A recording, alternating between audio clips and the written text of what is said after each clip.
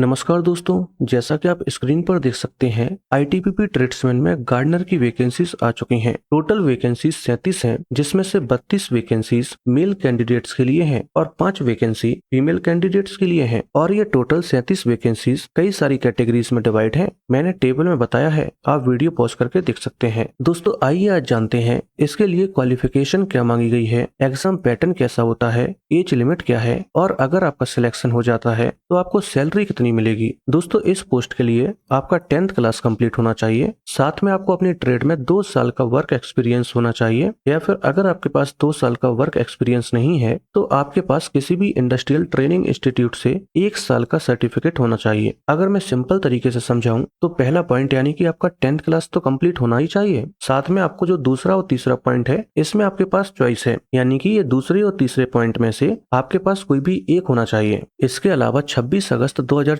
से पहले अगर आपकी एज 18 से 25 साल के बीच है तो आप इसका एप्लीकेशन फॉर्म भर सकते हैं। दोस्तों एज लिमिट के बारे में अगर आपको और डिटेल में समझाऊं तो आपकी डेट ऑफ बर्थ 27 अगस्त 2001 से लेकर 26 अगस्त 2006 के बीच होना चाहिए, तो आप इस पोस्ट के लिए एलिजिबल हैं। दोस्तों एज लिमिट के अलावा हर कैटेगरी में एज रिलैक्सेशन भी मिलता है, जिसे मैंने डिटेल में टेबल में समझाया है, आप वीडियो पॉज करके देख सकते हैं। दोस्तों आइए अब जानते हैं कि इसका एग्जाम पैटर्न कैसा होता है। दरअसल ये एग्जाम 4 फेज में होता है। पहले फेज में आपका फिजिकल एफिशिएंसी टेस्ट और फिजिकल स्टैंडर्ड टेस्ट होता है। दूसरे फेज में आपका रिटन टेस्ट होगा। तीसरे फेज में आपका ट्रेड टेस्ट होगा और चौथे फेज में आपका फाइनली डॉक्यूमेंट वेरिफिकेशन होगा। तो आइए दोस्तों इन सभी फेज को एक एक करके डिटेल में जान लेते हैं। दोस्तों पहले फेज में पीईटी यानी कि फिजिकल एफिशिएंसी टेस्ट और पीएसटी यानी कि फिजिकल स्टैंडर्ड टेस्ट होता है। पीईटी के अंदर अगर आप लड़के हैं तो आपकी 1.6 किलोमीटर की दौड़ होगी, जिसे आपको 7.5 मिनट के अंदर कंप्लीट करना होगा। इसके अलावा 11 फुट की आपकी लॉन्ग जंप होगी, जिसमें आपको 3 चांसेस दिए जाएंगे, और 3.5 फुट की आपकी हाई जंप होगी, जिसमें भी आपको 3 चांसेस मिलेंगे। और अगर आप लड़की हैं तो आपकी 800 मीटर की दौड़ होगी, जिसे आपको 4 मिनट और 45 सेकंड में कंप्लीट करना होगा। इसके अलावा 9 फुट की लॉन्ग जंप होगी, जिसमें आपको 3 चांसेस मिलेंगे, और हाई जंप होगी 3 फुट की, और इसमें भी आपको 3 चांसेस मिलेंगे। दोस्तों पीईटी के बाद पीएसटी होता है,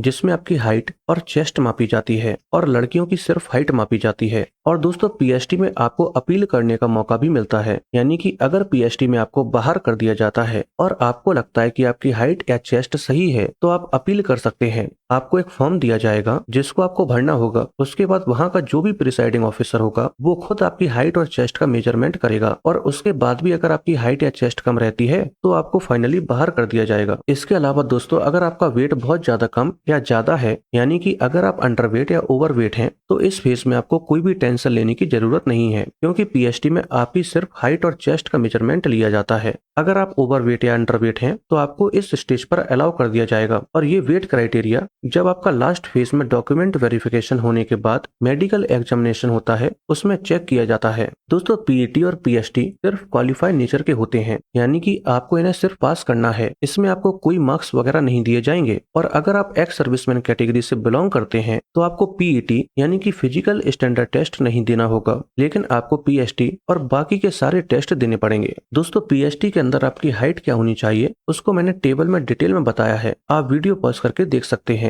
जैसे अगर आप किसी भी स्टेट या यूनियन टेरिटरी से बिलोंग करते हैं और अगर आप लड़के हैं तो आपकी हाइट 167.5 सेंटीमीटर होनी चाहिए, और अगर आप लड़की हैं तो आपकी हाइट 157 सेंटीमीटर होनी चाहिए। अगर आप लड़के हैं और एसटी कैटेगरी से बिलोंग करते हैं तो आपकी हाइट 162.5 सेंटीमीटर होनी चाहिए, और अगर आप लड़की हैं और एसटी कैटेगरी से बिलोंग करती हैं तो आपकी हाइट 150 सेंटीमीटर होनी चाहिए। दोस्तों इसके अलावा आप बीच वाला सेक्शन देख सकते हैं, इसको मैंने हाईलाइट किया हुआ है। अगर आप इस कैटेगरी से बिलोंग करते हैं और आप लड़के हैं तो आपकी हाइट 165 सेंटीमीटर होनी चाहिए, और लड़की हैं तो 155 सेंटीमीटर होनी चाहिए। इसके अलावा पीएसटी में आपकी चेस्ट भी मापी जाती है, जो सिर्फ लड़कों के लिए होती है। इसको मैंने टेबल में डिटेल में बताया है, आप वीडियो पॉज करके देख सकते हैं। दोस्तों पहला फेज कंप्लीट होने के बाद आपका रिटन एग्जामिनेशन होगा। इसमें आपकी 15 नंबर की जीएस आएगी, यानी कि हर एक क्वेश्चन 1 नंबर का होगा, और 10 नंबर की मैथ्स होगी, 15 नंबर की रीजनिंग आएगी, और 10 नंबर की आपकी लैंग्वेज होगी, यानी कि आपको इंग्लिश या हिंदी में से कोई एक चूज करने को दी जाएगी। अगर आप इंग्लिश चूज करते हैं तो 10 नंबर की आपकी इंग्लिश आएगी, और ये टेस्ट 50 नंबर का होगा। दोस्तों इस एग्जाम में सबसे अच्छी बात यह है कि इसमें कोई भी नेगेटिव मार्किंग नहीं है, लेकिन इसके अलावा इसमें आपको कुछ मिनिमम मार्क्स लाने पड़ेंगे। जैसे अगर आप जनरल, EWS या एक्स सर्विसमैन कैटेगरी से बिलोंग करते हैं तो आपको 50 में से 18 मार्क्स तो लाने ही होंगे, और अगर आप SC/ST कैटेगरी से बिलोंग करते हैं तो आपको 50 में से 17 मार्क्स तो लाने ही होंगे। अगर आप ये मिनिमम क्वालिफाइंग मार्क्स नहीं ला पाते हैं तो आपको यहीं पर डिस्क्वालीफाई कर दिया जाएगा, और इसके बाद फेज 3 में जो स्किल टेस्ट होता है आप वो नहीं दे पाएंगे। दोस्तों इसके बाद आपका ट्रेड टेस्ट होगा जो 50 नंबर का होगा, जिसमें आपसे कुछ एक्टिविटीज करवाई जाएंगी, लेकिन ये सिर्फ क्वालिफाइंग नेचर का होगा क्योंकि मेरिट आपकी फेज 2 में जो रिटन एग्जाम हुआ है उससे ही बनेगी। यहाँ पर आपसे 5 प्रकार की एक्टिविटीज करवाई जाएंगी। मैंने टेबल में डिटेल में बताया है, आप वीडियो पॉज करके देख सकते हैं। जैसे कि पहली एक्टिविटी में आपको तमाम प्रकार के पेड़ पौधों और फूल पत्तियों की नॉलेज होनी चाहिए, ये 10 नंबर की होगी। दूसरी एक्टिविटी में आपको केमिकल फर्टिलाइजर्स की नॉलेज होनी चाहिए, ये भी 10 नंबर की होगी। तीसरी एक्टिविटी में जो तमाम प्रकार के पेड़ों के बीज होते हैं उनको प्रिजर्व कैसे करना है और कई प्रकार की जो प्लांटेशन टेक्निक्स होती हैं वो आपको पता होना चाहिए, ये भी 10 नंबर की होगी। चौथी एक्टिविटी में बडिंग और ग्राफ्टिंग टेक्निक का यूज करके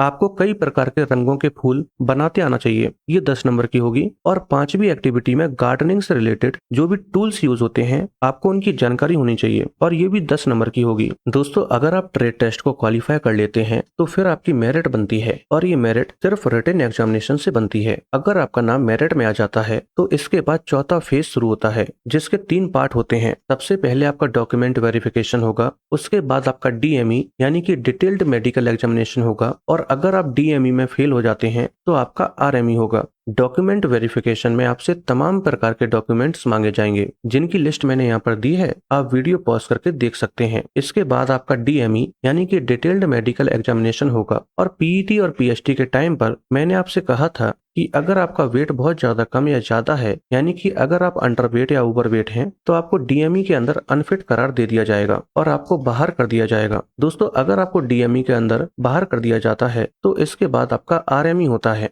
यानी कि रिव्यू मेडिकल एग्जामिनेशन, और अगर आपको इसमें भी अनफिट करार दे दिया जाता है तो आपको फाइनली बाहर कर दिया जाएगा। दोस्तों मेडिकल एग्जामिनेशन के अंदर क्या होता है, अगर आप ये जानना चाहते हैं तो आप कमेंट में DME टाइप कर दीजिए। आइए दोस्तों आप जानते हैं कि अगर आपका फाइनल सिलेक्शन हो जाता है तो आपको सैलरी कितनी मिलती है। दोस्तों लेवल 3 के अकॉर्डिंग आपकी सैलरी 21,700 रुपए से लेकर 69,100 रुपए के बीच होगी। इसके अलावा आपको कई तरह के भत्ते यानी कि अलाउंसेस मिलेंगे, जिनको मैंने टेबल में डिटेल में बताया है, आप वीडियो पॉज करके देख सकते हैं। दोस्तों अगर आप अपने मोबाइल, लैपटॉप या कंप्यूटर से घर बैठे इसका एप्लीकेशन फॉर्म भरना चाहते हैं तो आप कमेंट में एप्लीकेशन टाइप कर दीजिए, मैं इस पर भी वीडियो बना दूंगा। और अगर आपको ये वीडियो पसंद आई हो तो वीडियो को लाइक करके चैनल को सब्सक्राइब कर लीजिए।